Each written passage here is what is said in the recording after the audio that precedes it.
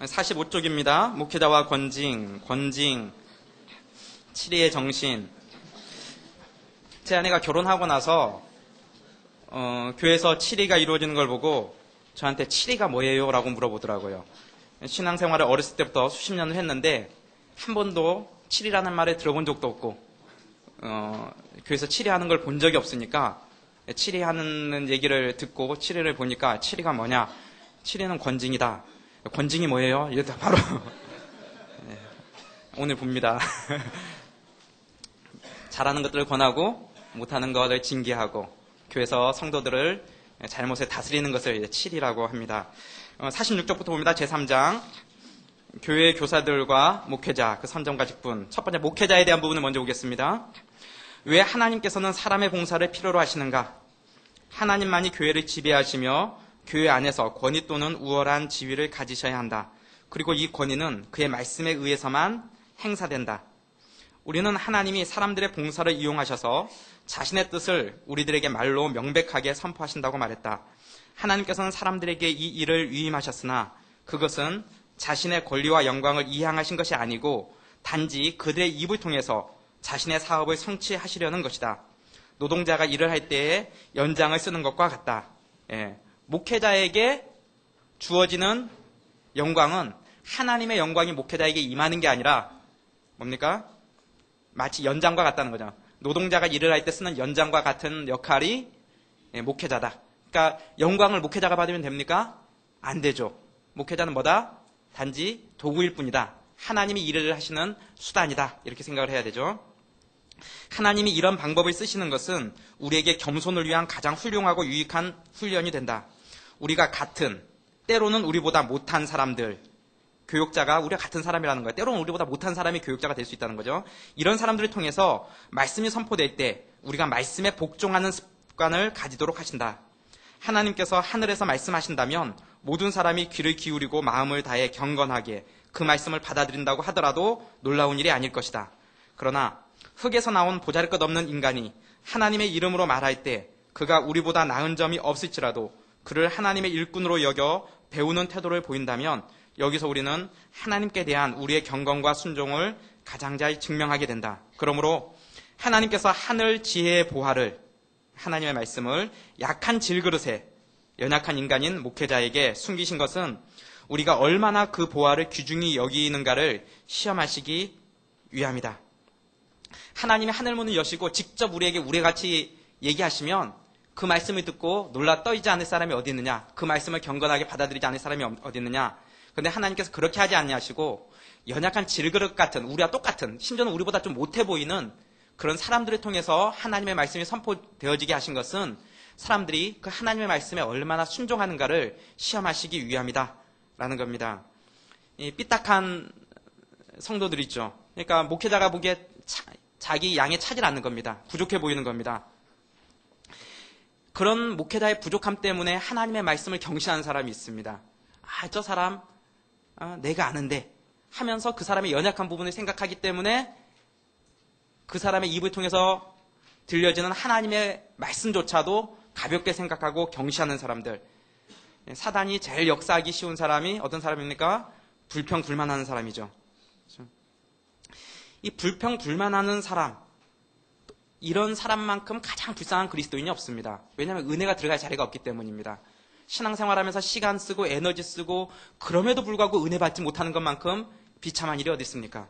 제가 시간 내고 에너지 썼으면 그만큼 풍성한 은혜를 누려야죠. 그런데도 불구하고 늘 입에는 불평불만이 가득하죠. 교회에 좋은 점과 있고 안 좋은 점이 늘 있기 마련인데 안 좋은 점만 눈에 들어오고, 목회자도 좋은 점이 있고 안 좋은 점이 있기 마련인데 연약한 부분만 눈에 들어오는 거죠. 그러니까 목회자가 하는 말이 어떤 말도 은혜가 되질 않는 겁니다. 감사하는 사람이야말로, 또 받은 은혜를 좋게 여기는 사람이야말로 하나님의 은혜를 경험할 수 있는 가장 좋은 위치에 있는 사람입니다. 어떤 말을 하더라도 설령 설교자가 좀 부족하고 연약하다 할지라도 그 입에서 선포되어지는 말씀이 하나님의 말씀의 큰 틀에서 벗어나지 않는 한 그것은 하나님이 나에게 주시는 음성이다 라고 받아들일 수 있도록 마음이 열려 있다면 하나님께서 그러한 자들을 들어 쓰신다는 것이죠.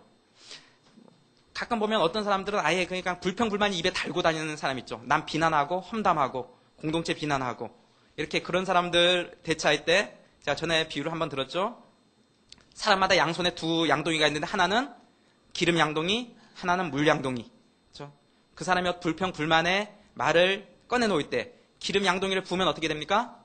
더 활활 타죠. 초가 상관 다 태우고 교회 공동체 다 태울 수 있습니다. 두 사람만 그러면 금방 순식간에 이게 집 다 태울 수 있습니다. 그러나 물 양동이를 찌꺼르면 금방 진정되고 가라앉을 수 있죠. 누가 무슨 말을 하더라도 나에게는 이 두 양동이가 있다. 내가 기름을 부을 수도 있고 내가 물을 부을 수도 있다. 그거 늘 여러분 생각하시기 바랍니다. 불평 불만하는 사람에게는 우리가 늘 어떻게 해야 된다? 물 양동이를 갖다 부어야죠. 거기다 나도 늘 그렇게 생각해 왔는데 말이지 이러면서 기름을 갖다 부으면 자, 예. 교육자에게 또 이렇게 얘기합니다. 교육자의 권위는 하나님의 말씀에 의해서만 행사됩니다. 따라서 교육자는 말씀의 범위 내에서만 그의 권위가 인정받을 수 있습니다. 만약 교육자가 말씀의 범위를 넘어서 자신의 지위와 권위를 주장한다면 그는 그 직분을 주신 하나님의 뜻을 철저히 오해하는 것입니다. 교육자의 영광은 도구로서의 영광이지 영광의 대상 그 자체가 아님을 항상 기억해야 합니다. 교육자들에게 하는 말이죠. 교육자가 상기해야 될 것은 교육자가 영광이 있어요. 교육자가 누리는 게 있어요. 그렇지만 그 영광은 도구로서의 영광이라는 거예요. 하나님의 일에 쓰임받는 자로서의 영광이지 영광의 대상 그 자체는 아니라는 거예요. 영광의 대상은 누구십니까? 하나님이시죠. 하나님께 돌아가야 될 영광을 하나님께 돌려드리고 마땅히 존경할 만한 리더에게, 존경할 만한 사람에게 돌려야 될 도구로서의 영광은 돌려야 되는 거죠. 또한 성도들에게 얘기하는 겁니다. 부족한 교육자를 통해서도 하나님께서 말씀하시는 것은 성도들로 하여금 하나님의 말씀 앞에 겸손히 복종하는 습관을 갖게 하기 위함입니다. 하나님의 뜻을 분별하는 가장 좋은 방법 중에 하나는 설교 말씀을 통해 분별하는 것입니다. 하나님의 보화는 연약한 질그릇을 통해 전달되지만 그 말씀의 보화는 하나님에게서 온 것이기 때문입니다. 성도들이 설교 말씀에 따라 살고 그 말씀에 순종하는 것은 교육자에게 순종하는 것이 아니고 하나님에게 순종하는 것입니다. 하나님의 뜻을 알기 원하면 1차적으로 우리가 어떻게 알아야 됩니까? 꿈꾸고 환상 보고 하려고 하는 것이 아니라 첫 번째로 하나님의 말씀 속에서 나를 향한 하나님의 뜻이 무엇인가를 깨달아야 된다. 그럼 어떻게 해야 됩니까? 1차적으로 설교 말씀을 통해서 들어야 돼요. 성경 공부 시간에 들어야 되고 큐티 시간에 들어야 되고 앉아서 성경 통독하면서 하나님의 뜻을 분별하는 것이야말로 하나님의 뜻을 가장 잘 분별할 수 있는 방법이라는 것입니다. 사도들과 목사가 교회 위에 임명된 것은 무의도식하라는 것이 아니라 그리스도의 교훈으로 사람들에게 진정한 경건을 가르치며 거룩한 성례를 집례하고 올바른 치리를 유지하며 실시하라는 것이다. 이렇게 신앙생활 처음 하는 사람들은 야 목사 할 만한 직업이네 이렇게 생각하는 사람들 일주일에 딱 한 번 설교 한 번 하면 일주일 동안 탱탱 놀고 먹고 설교 한 번 한 걸로 살 수 있구나 이렇게 생각하기가 쉬운데 예, 한번 해보십시오. 예, 목회자는 무의도식 하라는 게 아니라 그리스도의 교훈으로 사람들에게 진정한 경건을 가르치고 거룩한 성례를 집행하고 올바른 치리를 유지하며 실시하는 것이 교육자가 해야 될 일이다. 교회의 파수꾼으로 임명된 모든 사람을 향하여 주께서는 만일 그들의 태만으로 인해 어떤 사람이 무지 때문에 멸망한다면 그 핏값을 내 손에서 찾을 것이라고 선포하신다. 사도들이 전 세계를 위해서 한 일을 목사들은 각각 자기가 맡은 양떼를 위해서 해야 한다.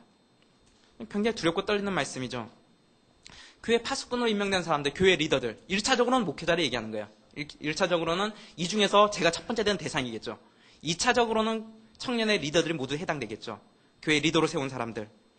그런데 그들의 태만으로 인해 그들의 게으름과 무지로 인해 어떤 사람이 멸망한다면 그 핏값을 그 리더의 손에서 찾겠다는 거예요.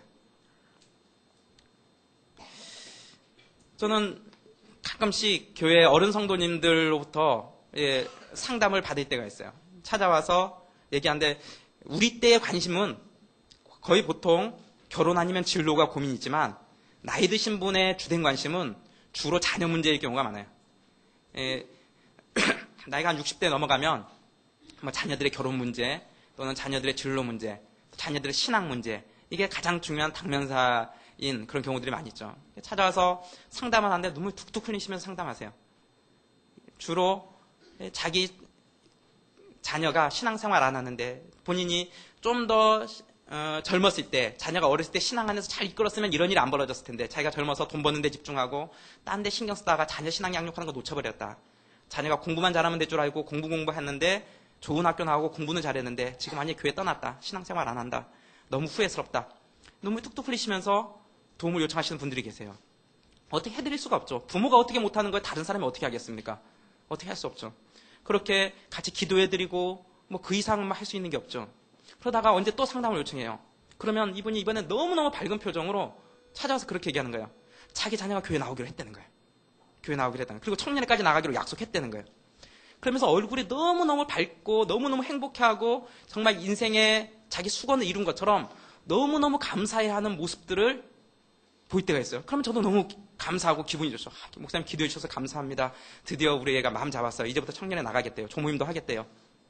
그러면 제가 어떻게 합니까? 1차적으로 사랑관 조장에게 연락을 합니다. 다음 주부터 이 형제 청년회 오기로 했다. 주중에 연락해서 케어해라. 그럼 주중에 연락이 가죠.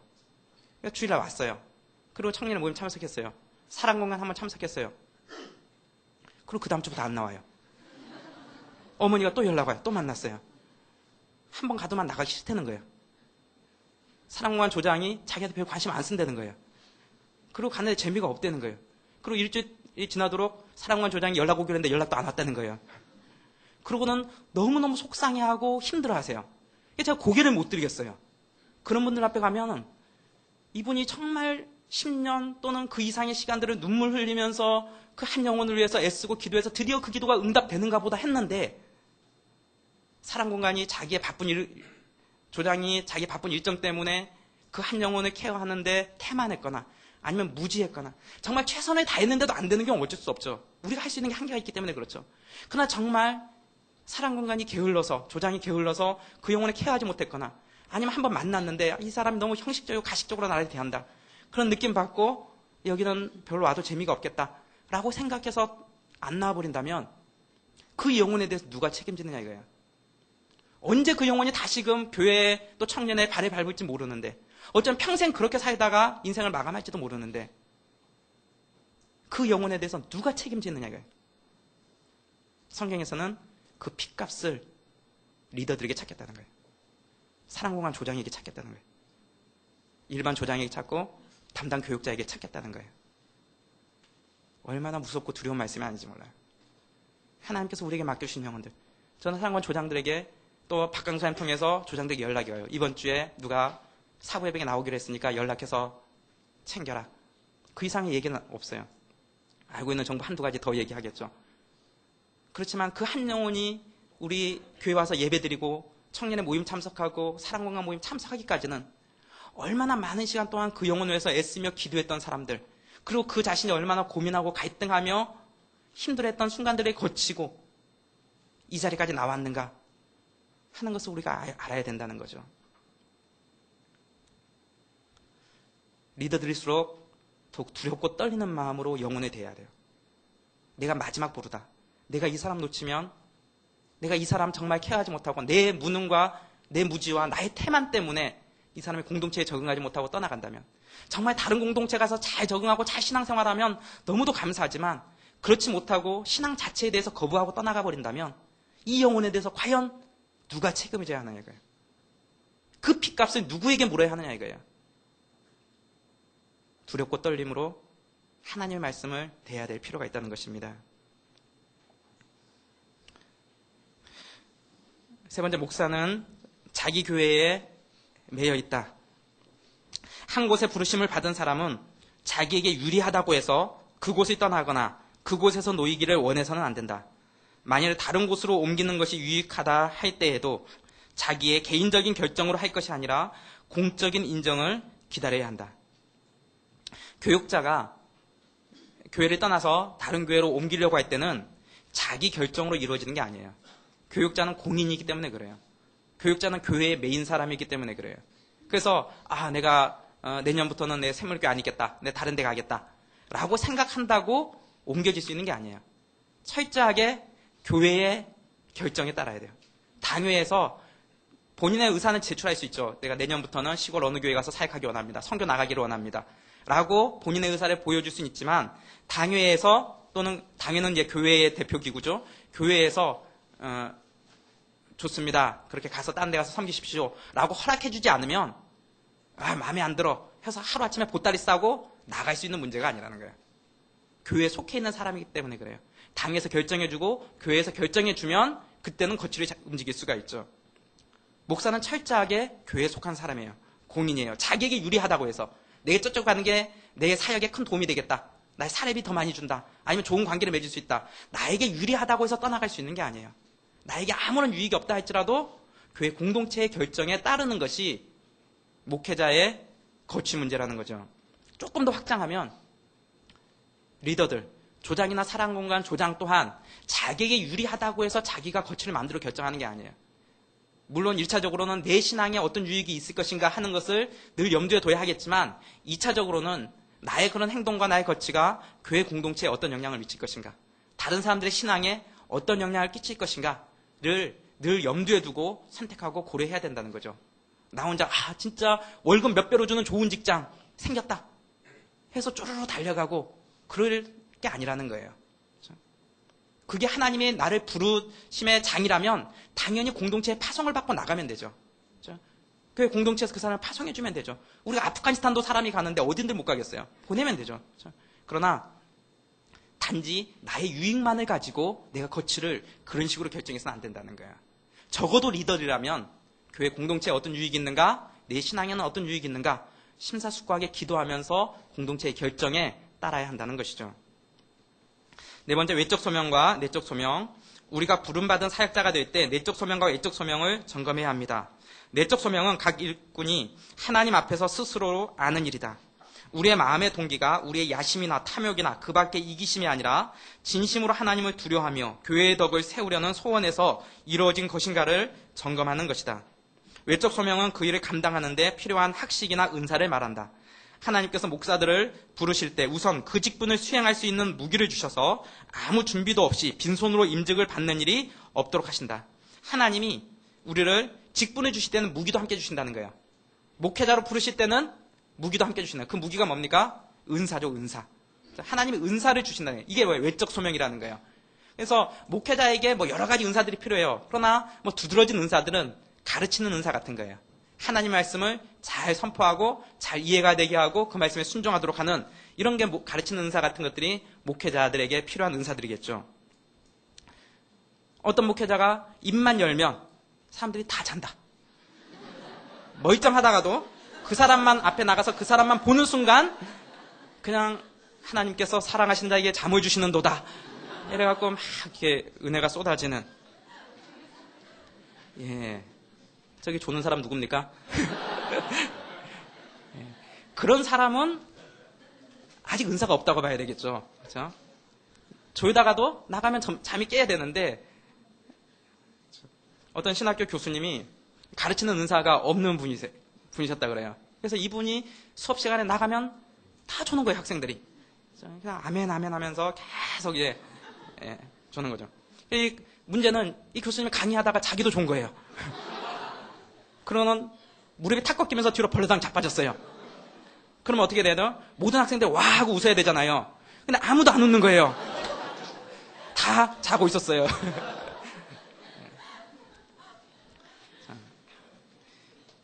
선생님이 되시는 분들이나 교육자들이나 그런 가르치는 은사가 있어야 되고 하나님께서 우리를 부르실 때는 무기도 함께 주신다는 거예요. 은사가 없이 그 일에 뛰어들면 첫 번째로는 대상이 힘들어지고 장기적으로는 본인이 힘들어져요. 내적 소명은 내가 좋아하는 일이라면 외적 소명은 내가 잘할 수 있는 일이에요. 하나님이 그 사람에게 주으신 은사, 이 두 가지가 잘 결합되어질 때 하나님이 그 사람을 부르신다. 이렇게 보는 거죠. 배우자 결정할 때도 비슷해요. 배우자 결정할 때도 내적 소명, 외적 소명을 점검해 봐야 되겠죠. 내적 소명을 점검할 때 가장 중요한 것은 이것이 내 이기심과 내 욕심에 의한 결정이 아닌가를 점검하는 게 중요해요. 내 욕심 때문에 이 사람 하려는 게 아닌가. 이 내적 소명은 주로 우리의 마음의 이끌림, 그 사람에 대한 호감, 이런 것들이 주로 많이 해당되겠죠. 외적 소명은 뭐예요? 주위에서 자기를 잘 아는 사람들의 조언을 들어야 돼요. 모든 사람이 말리는데 깃발 꽂고 달려가면 별로 좋은 결과가 안 나타나요. 모든 사람이 말릴 때는 말릴만한 이유가 있겠거니 하고 한번 다시 기도해보는 자세가 필요해요.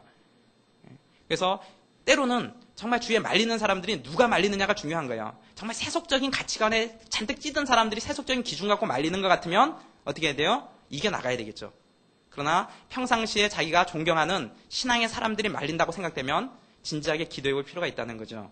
이 내적 소명과 외적 소명 이 두 가지를 가지고 자기 배우자 결정에 도움이 될 뿐 아니라 우리 진로의 결정에 있어서도 내적 소명과 외적 소명을 잘 점검해서 내가 잘할 수 있는 게 뭐냐, 내 은사가 뭐냐, 또 지금까지 내가 해왔던 일들, 자기가 지금까지 눈에 봐왔고 해왔던 일들이 자기 외적 소명으로 연결되는 경우가 굉장히 많아요.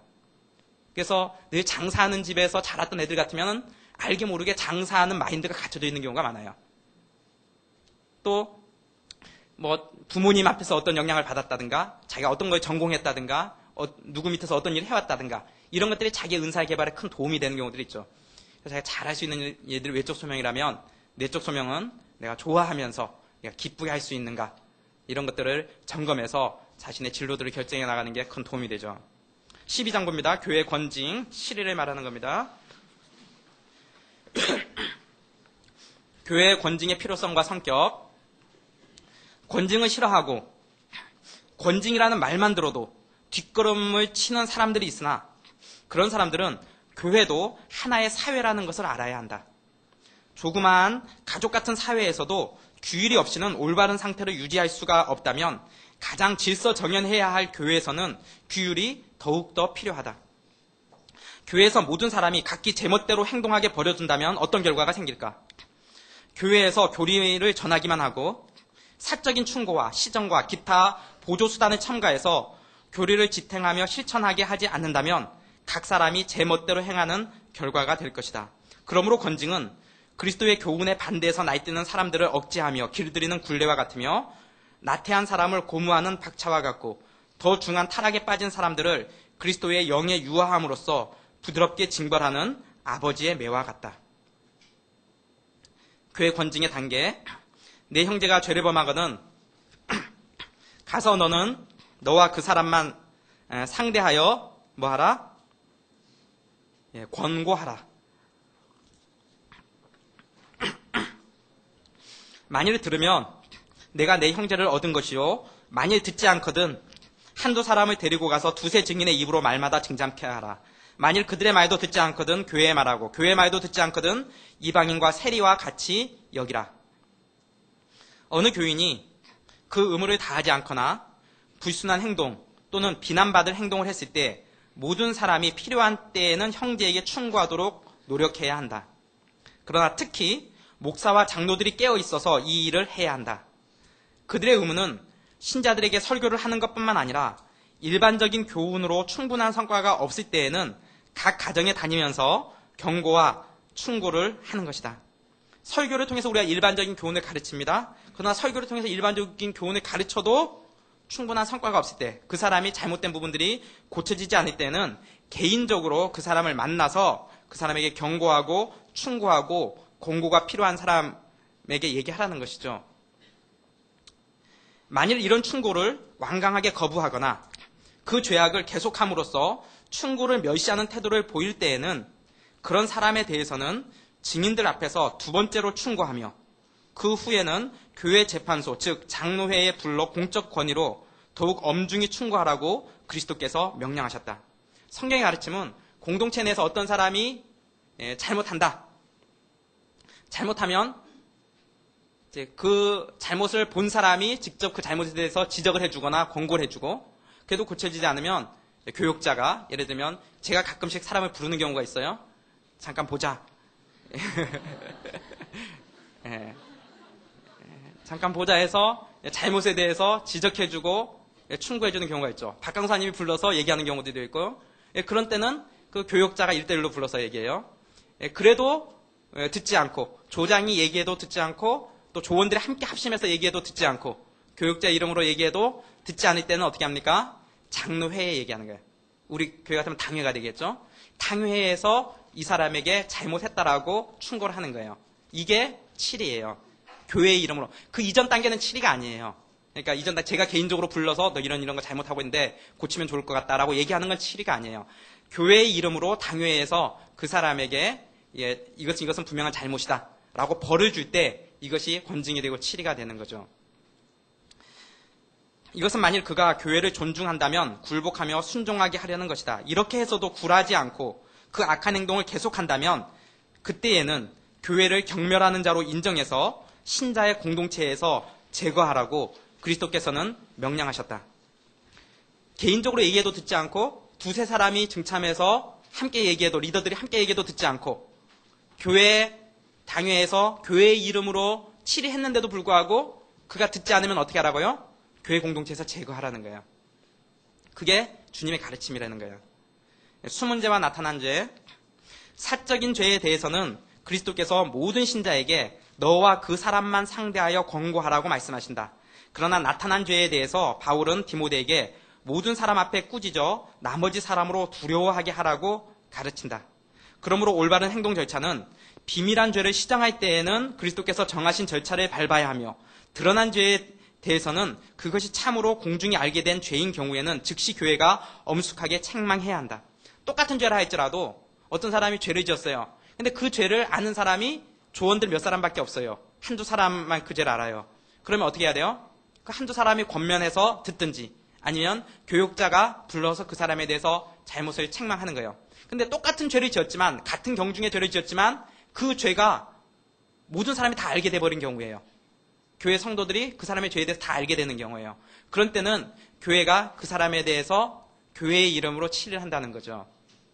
그렇게 하는 이유는 다른 사람들에게 이러한 것이 옳지 않은 거라는 거에 대해서 공개적으로 확인시키는 그런 결과를 가져오는 거죠. 개인적으로 불러서 하는 거는 굳이 다른 사람에게 막 소문낼 필요가 없어요. 어떤 사람이 잘못이 보였을 때 다니면서 얘기하고 이럴 필요가 없어요. 그 사람이 그걸 시정하고 고치면 되는 거예요. 목적은 그 사람이 바로 서는 게 목적이기 때문에 그 잘못을 지적해주고 그 사람이 고치면 더 이상 교회에다 그걸 얘기할 필요도 없어요. 저 사람 무슨 죄를 지었어요 라고 얘기할 필요가 없어요. 어떤 때 얘기해야 돼요? 시정하지 않을 때, 고쳐지지 않을 때는 얘기하는 거예요. 그리고 그것이 모든 사람에게 알려져 버렸을 때, 그때는 교회에서 그 사람에게 치리를 하는 거죠. 제가 전에 새물교회 오기 전에 영동교회에 있을 때, 청년에 있을 때 한 후배가 한 자매를 좋아했어요.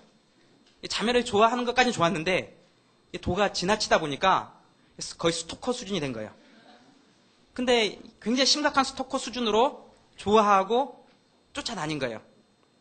근데 이제 자매는 이미 마음이 없고 그런데 계속 쫓아다니는 거죠. 그러니까 옆에 있는 선배들이 그렇게 하면 안 된다 라고 조장이랑 권고를 했죠. 근데 먹혀 들어가지가 않아요. 그래서 나중에는 교육자까지 얘기를 했어요. 그렇게 하면 옳지 않다. 그래도 고쳐지지가 않아요. 그러던 와중에 어떤 일이 있었느냐 하면은 예배 시간에 스토커처럼 붙어 다녔으니까 이 자매가 앉아 있었는데 그 뒷자리에 이 형제가 앉은 거예요. 그걸 기도 시간에 뒤에서 껴안은 거예요. 예. 형제들은 가만히 있고 자매들은 으악 그러는데 그런데 이 자매 옆에 그 아버지가 앉아 있었어요. 이 아버지가 이 형제의 손을 딱 잡고는 현장범으로 끌고 경찰서 데리고 갔어요. 예배 시간에. 근데 강남경찰서에 누가 와 있었냐면 기자들이 와 있었어요. 조선일보에 그 기사가 실렸어요. 밑에 조그맣게 무슨 토막난 같은 거 있잖아요. 일면 밑에 토막난 같은 논현동에 있는 Y교회에서 남들 보면 다 알만하게 이름만 숨겼지만 알만한 사람은 다 알게 그렇게 놔버렸어요. 이런 사건이 있었다. 토막뉴스 같이 그게 났어요.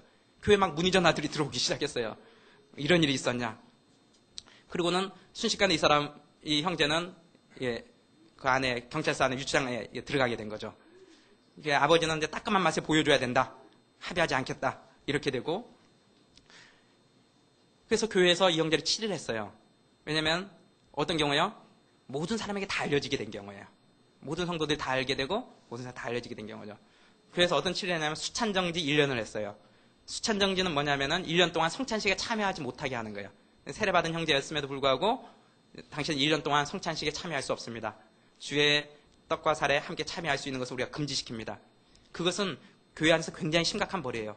그리스도와 한 몸 되는 것을 우리가 인정하지 않겠다. 1년 동안은 그렇게 하는 벌이거든요. 1년 동안 수찬정지를 시켰어요. 그 이후에 이 형제가 회개하고 돌이키고 또 아버지가 합의해줘서 그래서 나오게 됐어요. 어떤 사람의 잘못을 저질러도 그것이 모든 사람에게 드러난 경우에는 교회의 이름으로 이 사람에게 치리를 하는 거죠. 권징의 목적은 뭐냐? 권징의 목적에는 세 가지가 있다. 첫째, 추악하고 부끄러운 생활을 하는 자들에게서 그리스도인이라는 이름을 빼앗으려는 것이다. 둘째, 흔히 있는 것과 같이 악한 사람들과 항상 교제함으로써 선한 사람들이 타락하는 일이 없도록 하려는 것이다. 나쁜 행실을 보면 우리도 바른 생활을 버리고 다른 데로 끌리기가 아주 쉽기 때문이다. 옆에 있는 사람들이 막 불평불만하고 나쁜 행동하면 그게 나쁜 줄 모르는 거예요. 익숙해져 버리면. 그렇죠? 셋째 목적은 그 사람으로 하여금 회개하기 시작하도록 만들려는 것이다. 즉, 더 유하한 처리를 받았으면 더욱 고집이 있었을 사람들이 자기의 악행에 대한 징벌을 받고 매를 맞아 각성하며 유익을 얻도록 하려는 것이다. 벌을 주는 이유는 더 쉽게 그냥 말로만 해서 그칠 것 같으면 이 사람이 고쳐지지 않을 행동을 더 심한 벌을 줌으로써 이 사람의 행동을 고치도록 하기 위해서 권징을 하고 치리를 한다는 거죠. 다섯 번째, 권징은 경우에 따라 처리 방법이 다양하다.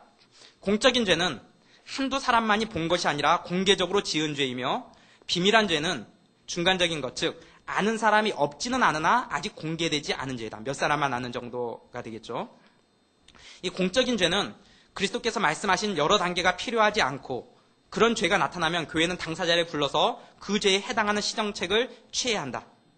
바로 치료해야 된다는 거예요. 그러나 비밀한 죄, 또 사적인 죄에 대해서는 죄인이 고집을 부리지 않는다면 교회 앞에 문제가 제출되지 않는다. 어떤 사람이 죄를 졌어요. 근데 그 죄에 대해서 모든 사람이 다 알고 있는 건 아니에요. 뭐 조언들만 한다든가 몇 사람 리더 몇 사람 한다든가 이런 경우에 대해서는 얘기를 해서 본인이 회개하고 돌이키면 굳이 교회에다가 그 죄를 알릴 필요가 없다는 거죠. 그냥 돌이키고 넘어가면 된다는 거예요. 교회 앞에 문제가 제기된 때에는 경한 죄에 대해서는 매우 엄격한 처벌보다는 말로만 징계해도 충분하다. 이런 경우에 온화하고 아버지 같은 태도로 해서 죄인의 마음을 완고하게 또는 혼란하게 만들지 말아야 하며, 그로 하여금 자각하게 하여 시정받은 것을 슬퍼하지 않고 도리어 기뻐하도록 만들어야 한다. 이 약한 죄는 말로만 해도 된다는 거죠. 말로만 해도 될 사람을 과도하게 벌을 줘버리면 어떻게 됩니까? 더욱 마음이 완고해질 수 있다는 거예요. 자기는 이만큼 잘못했다고 생각하는데 교회에서 이만큼만 벌을 받았다 생각하면 마음을 더 강팍하게 먹고 더 완고해질 수 있기 때문에 약한 죄에 대해서는, 경한 죄에 대해서는 말로만 해도 충분하다는 거예요. 너 그러면 안 돼 라고 얘기만 해야지, 조그만한 벌만 잘못만 있어도 그냥 교회에서 수찬정지하고 출교하고 막 이렇게 과도한 벌을 하면 이 사람이 회개를 하는 게 목적인데 회개할 마음을 더 닫아버리고 마음을 더 완고하게 가질 수 있기 때문에 작은 벌에 대해서는, 작은 죄에 대해서는 작은 벌, 교훈하고 책망하는 정도의 벌만 가하는 것이 좋다. 그러나 추악한 행동에 대해서는 더욱 엄격한 방법으로 징계할 필요가 있다. 교회에 중대한 손상을 입힌 사람이 견책만 받는다는 것은 불충분하고, 얼마 동안 성찬에 참가하는 것을 금지시켜 회개의 확증을 보일 때까지 기다려야 한다. 심한 죄에 대해서는 강한 벌을 줘야 된다. 이렇게 얘기하는 겁니다. 고대 교회에서는 범죄하여 교회에 누를 끼치는 일이 있으면 우선 성찬에 참가하는 것을 금하고, 다음에는 하나님 앞에서 겸손한 태도를 취하며 교회 앞에서 회개한 증거를 보이도록 명령했다. 교회가 만족할 정도로 의식들을 지키면 교회는 안수함으로써 회개한 죄인을 다시 받아들였다. 고대 교회에서는 죄를 지은 사람이 교회에서 성찬 금지라고 벌을 줬고, 또 이 사람이 겸손한 태도로 그걸 받아들이고 교회 앞에서 회개한 증거를 보이면, 삶의 태도에 변화를 보이고 그러한 죄를 반복해서 짓지 않고 돌이키고 그러면 교회는 다시 안수함으로써 그 사람을 다시 받아들여줬다. 이렇게 얘기하는 겁니다. 보충 설명 봅니다. 이거는 신대원에 가면 신대원 3학년 수업 중에 헌법이라는 과목이 있어요. 헌법. 헌법하면 또 웬 교회에서 웬 헌법이냐면 교회 헌법이라고 있거든요. 교회 헌법이 있는데 교회 헌법에서 권징에 대한 부분에 나오는 건데, 우리나라의 이 교단마다 헌법들이 조금씩 차이는 있지만 거의 비슷해요. 장로교 안에서는 특히 거의 똑같아요. 그래서 제가 통합 측과 고신 측 내용을 비교해 보니까 거의 똑같더라고요. 그래서 지금 고신 측에 나와 있는, 헌법에 나와 있는 권징에 대한 내용들, 어떤 벌들이 있고 벌은 어떻게 주느냐에 대한 내용들을 같이 볼게요. 권징에서 부과하는 책벌에는 다음과 같은 것이 있다. 교인에게 과하는 벌. 성도들에게는 권계, 제일 낮은 단계가 권계예요. 권계는 죄질이 가벼운 범죄에 대해서 타일러 훈계하는 것을 말하는 거예요. 타이르는 거죠. 그게 옳지 않다. 그러면 안 돼. 두 번째는 견책이에요. 견책은 그거보다 좀 더 심한 거죠. 분명한 범죄에 대해서 다시는 그런 일이 없도록 꾸짖어 주의를 주는 것이 견책이에요. 세 번째는 수찬정지예요. 수찬정지에는 꼭 기간이 들어가게 돼 있어요. 어느 기간 동안, 일정 기간 동안 성도의 특권으로서 그리스도의 몸과 피에 참여하는 성찬을 참여하지 못하게 하는 것. 가장 무거운 벌은 출교예요. 이 사람은 교회 공동체에서 제명하는 거죠. 이 사람은 우리 공동체 일원이 아닙니다. 라고 제명하는 것. 이 권계, 견책, 수찬정지, 출교가 성도들에게 주어지는 벌이에요. 이러한 벌은 여러분 샘물교회 정예원이 아닌 사람들은 이런 벌 받지 않습니다. 어떠한 잘못을 저질러도 교회 정예원에게만, 일반교회 같으면 세례교인에게만 이러한 벌을 줘요. 아직 교회 정예원이 아닌 사람은 확실하게 우리 식구가 아니다라고 생각해서 벌도 안 줘요. 벌 안 받는 게 좋은 게 아니에요. 벌 받을 수 있는 상태가 되는 게 좋은 거예요. 그렇죠? 사랑하는 사람에 벌 주는 거예요. 열심히 노력해서 내가 정예원 돼야지. 그래서 정예원이 돼야 잘못할 때 꾸짖음도 듣고 잘못할 때 벌도 받을 수 있지. 벌 받을 수 있는 특권도 정예원에게만 있는 거예요. 직원에게 가하는 벌, 교회 직원이라면 뭐 이제 장로나 뭐 이렇게 되겠죠. 집사님이나 이런 분들. 첫 번째 심우정지. 장로의 직분은 유지하지만 심우하지 않도록 정지하는 것, 심우를 해임하는 것, 또 정직. 그러니까 교회에서 맡은 직무를 범죄의 정도에 따라서 일정 기간 동안 그 직무를 정지시키는 것, 장로직 정직하는 것, 그리고 면직, 장로직을 무효로 만드는 것, 장로가 아닌 걸로 면직시키는 것. 이런 식으로 심우정지, 심우해임, 정직, 면직이 직원에게 주어지는 벌이에요. 근데 직원들은 앞에 있는 이 두 개가 같이 병과가 돼요. 그러니까 수찬정지 1년에 뭐 정직 1년 뭐 이런 식으로 직원들에게는 교회 섬기는 이들에게는 이렇게 가게 되겠죠. 7위회에 과하는 벌. 그러니까 이 7위회가 뭐냐면은 7위회는 당회, 노회, 총회가 있어요. 그러니까 우리 조장 모임에서 사람 불러다가 7위할 수 없어요. 국장 모임에서, 교사 모임에서 그렇게 못하고 교회의 이름으로 당회에서 7위하는 거예요. 장로 모임에서 당회에서 이 사람이 7위를 가하겠죠. 그런데 이게 잘못된 결정일 수가 있잖아요. 7위 자체가. 오해를 해서 잘못 판단했든지 아니면 아주 양심 많은 장로님이 계셔갖고 누구 막 벌 줘야 된다 막 강하게 주장해갖고 벌 받을 것도 아닌데 벌 받게 된다든가 이런 잘못된 결정이 있을 수 있잖아요. 그러면 위에다가 항소를 할 수가 있어요. 이것은 잘못된 결정입니다. 라고 우회기관에다 얘기할 수 있겠죠. 우회기관은 어딥니까? 노회. 노회에다 얘기해. 노회 결정이 잘못됐다고 생각되면 총회에다가 항소를 할 수 있어요. 그래서 이런 7회 우회기관이 그런 항소가 들어왔을 때 이것은 조사해보니까 잘못된 결정이다. 이건 개인 감정 때문에 이렇게 된 거다. 아니면 잘못된 판단 때문에 이렇게 된 거다. 라고 했을 때 그 위회기관에서 밑에 7회에다가 벌을 줄 수가 있어요. 그 벌의 내용이 뭐냐면은 첫 번째가 결의 무효. 그거 아니다. 결정 취소, 상회 총대 파송 정지. 당회에서 노회원을 보내잖아요. 노회에서 총회로 총대를 보내잖아요. 이거 파송하지 못하도록 하는 것. 또 7회 해산, 최악의 경우는 그 7회 해산해라. 이게 이제 벌이죠. 7회가 잘못된 결정을 했을 때 그 위에 있는 데에서 이렇게 그 잘못된 것을 바로 잡아주는 거죠. 그러면 또 이런 질문이 드세요. 총회가 잘못되면 어떻게 해요? 또 이렇게 생각하는 분들인데, 그런데 하나님이 직접 개입하세요. 하나님 살아계시기 때문에 총회가 잘못된 결정을 할 정도가 되면 우리 주님 안 되겠다 싶어서 빨리 오시든지 하나님의 주권이 교회 안에 있기 때문에 하나님께서 그냥 가만 내버려 두시진 않으세요. 여섯 번째, 고대 교회에서는 권징이 모든 위반자에게 동등하게 적용되었다. 군주나 평민이나 이 권징에서 제외되는 사람은 없다. 이게 지금은 뭐 별로 심각하게 생각되지 않지만 이 종교개혁 시대만 해도 굉장히 심각한 파격적인 혁명적인 내용이죠. 군주나 그 당시에 왕과 평민과 천민은 우리가 생각하는 지금 뭐 대통령이나 서민 이런 정도하고는 훨씬 차원이 다르죠. 그러나 이 권징에 있어서는 심지어 왕이나 천민들조차도 똑같이 적용돼야 된다. 이렇게 얘기하고 있는 거예요. 위대한 왕들도 만왕의 왕이신 그리스도 앞에 엎드려 애원하는 것을 불명예로 생각할 것이 아니다. 또 교회의 심판을 받는 것을 불쾌하게 생각할 것이 아니다. 그들은 궁 안에서 거의 아첨만을 듣고 있기 때문에 더욱 사제들의 입을 통해서 주의 책망을 들을 필요가 있다. 그들은 도리어 사제들이 자기를 용서하지 않기를 바라며 그렇게 함으로써 하나님의 용서함을 받도록 힘써야 할 것이다. 신분에 따라서 치리의 내용이 달라져서는 안 된다라고 하는 거죠.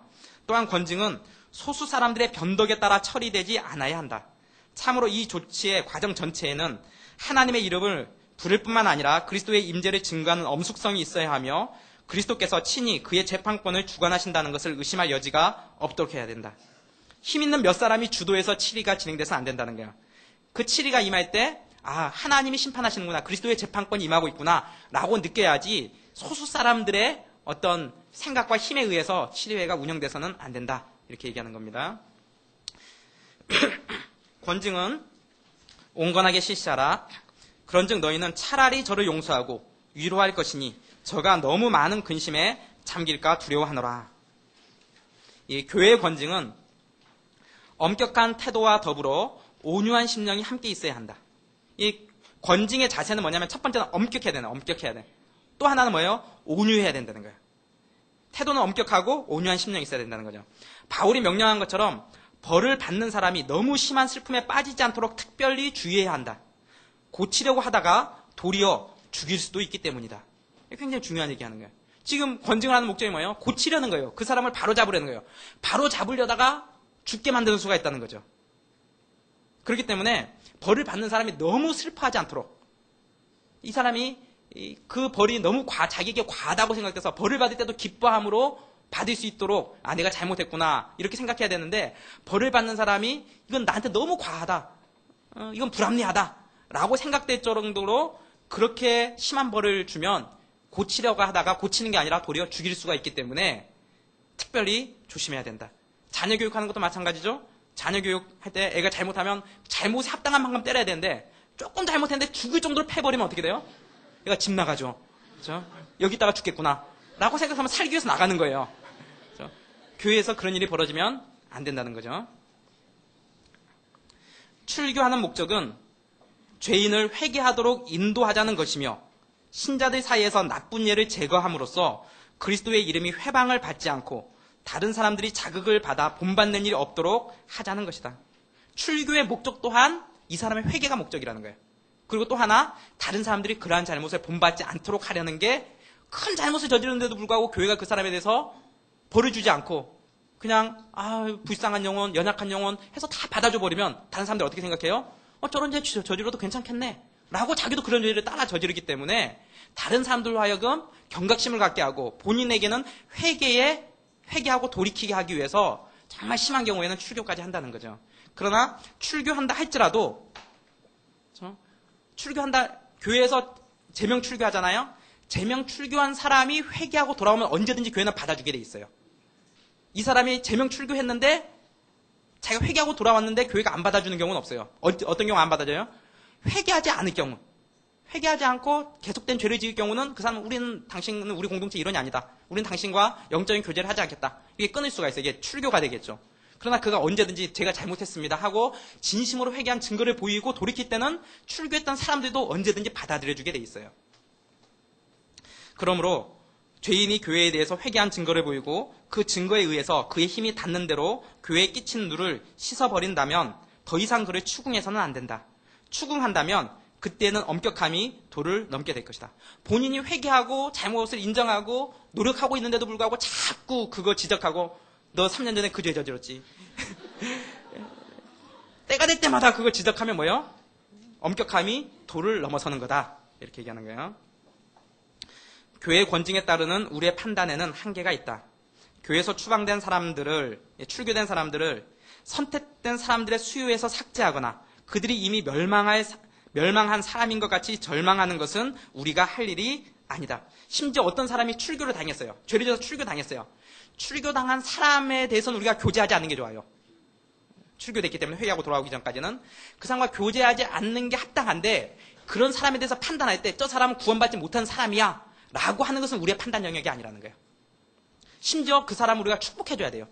그 사람이 하나님 회개하고 바르게 돌아오고 있도록 축복해야지 그 사람을 저주하거나 아니면 저 사람은 구원받지 못한 사람으로 저 사람에게는 구원이 없어. 그것은 하나님의 주권이기 때문에 인간적인 잘못이 있어서 교회는 제명 출교할 수 있지만 그 사람에게 저주하거나 그 사람에게 구원이 없어진 것처럼 선포할 수는 없다는 거예요. 교제를 절단시키는 거예요. 교제를. 그들을 그리스도와 교회에서 멀어진 사람으로 그러나 떨어져 있는 동안에 한해서만 그런 것으로 생각하는 것이 마땅하다.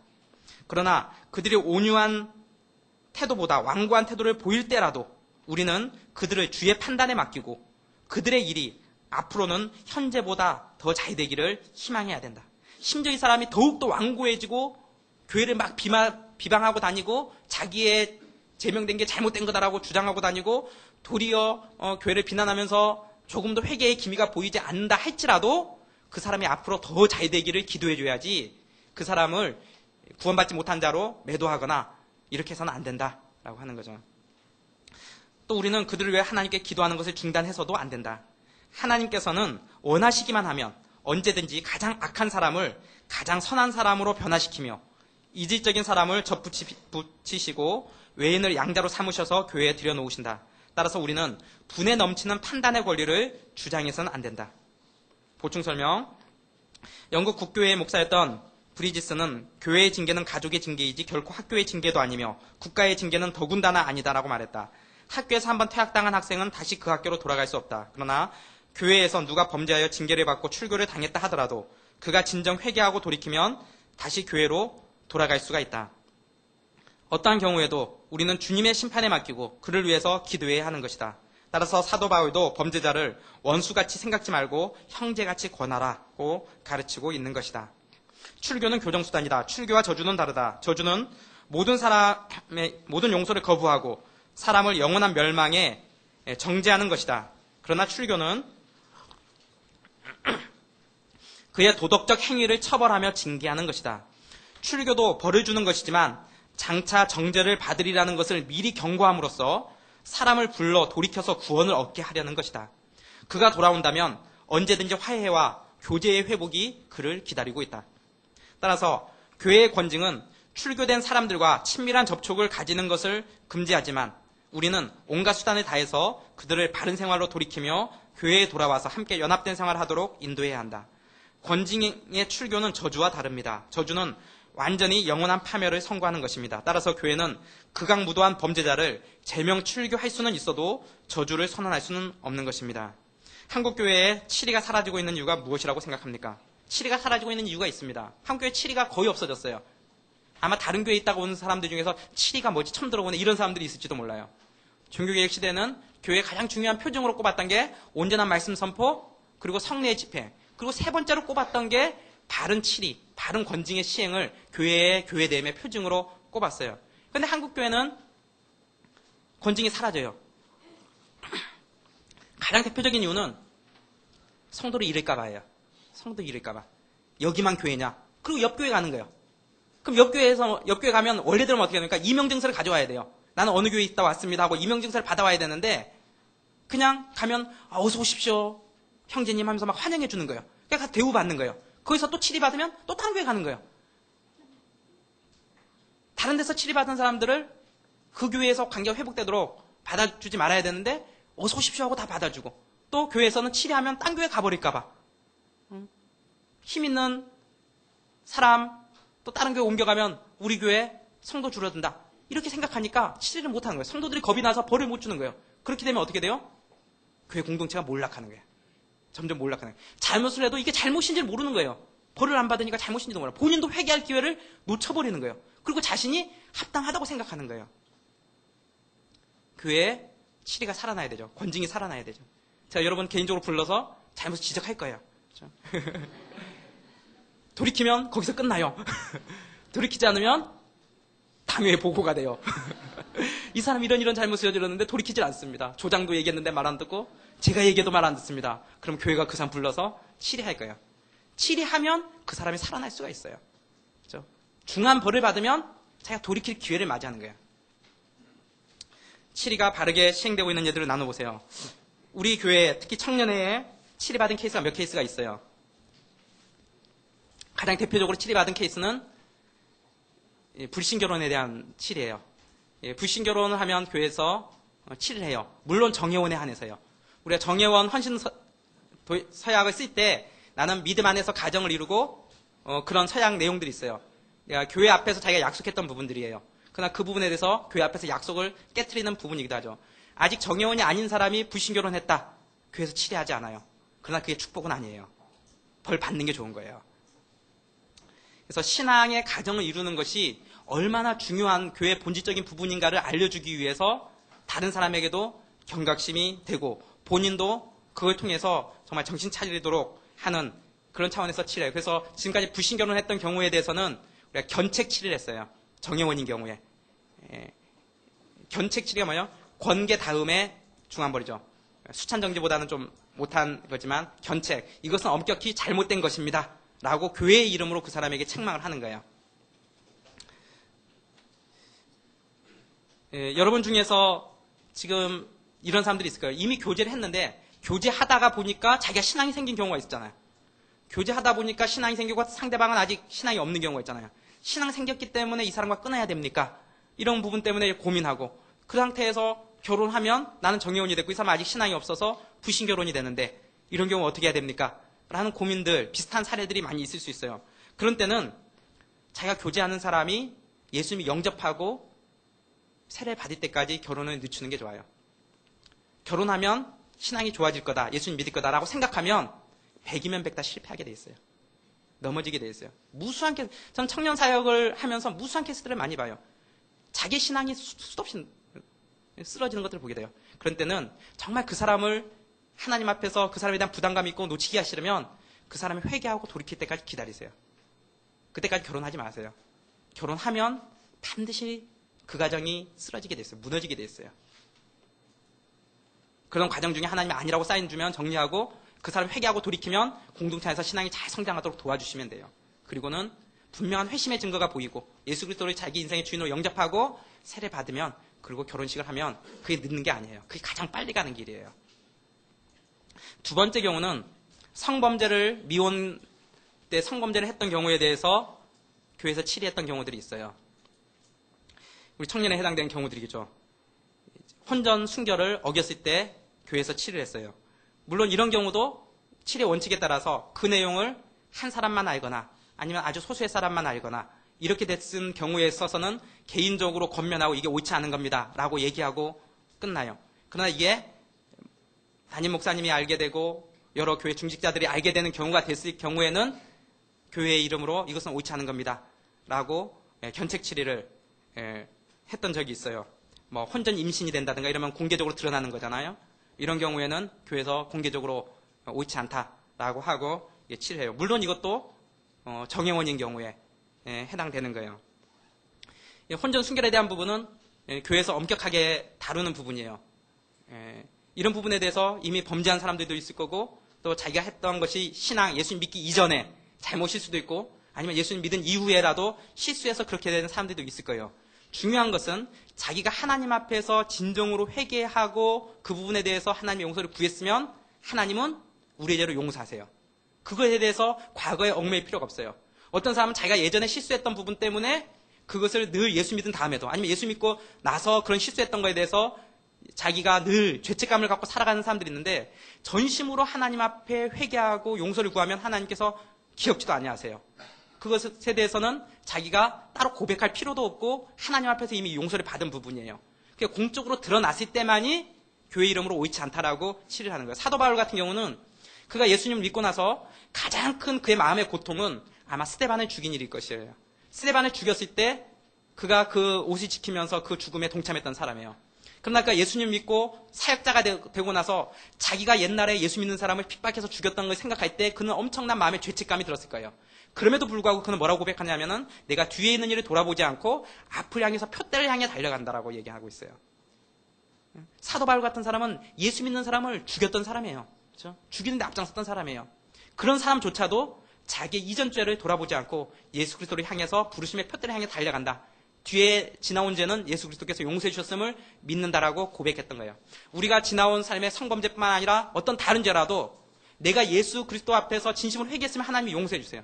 하나님이 용서해 주셨는데도 불구하고 자기가 자신을 용서하지 못하는 사람은 하나님 이런 사람 교만한 사람이에요. 자기가 하나님보다 더 높다고 생각하는 거예요. 하나님이 용서해 주셨으면 자기도 자신을 용서하는 것이 옳아요. 그리고는 부르심의 표대를 향해서 달려가는 게 옳아요.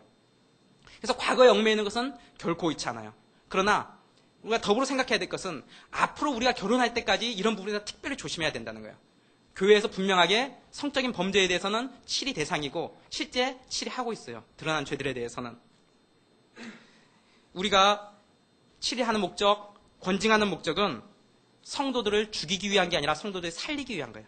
성도들이 회개하고 돌이켜서 바른 삶을 앞으로 살아가도록 돕기 위한 거예요.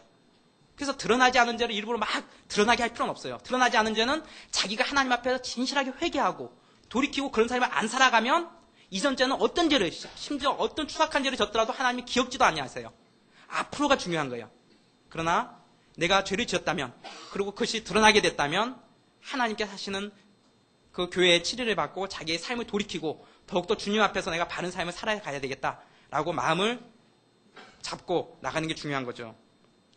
교회의 징계는 하나님이 우리에게 회개하라는 사인이고 그것을 통해서 우리는 하나님의 용서를 경험하게 되죠.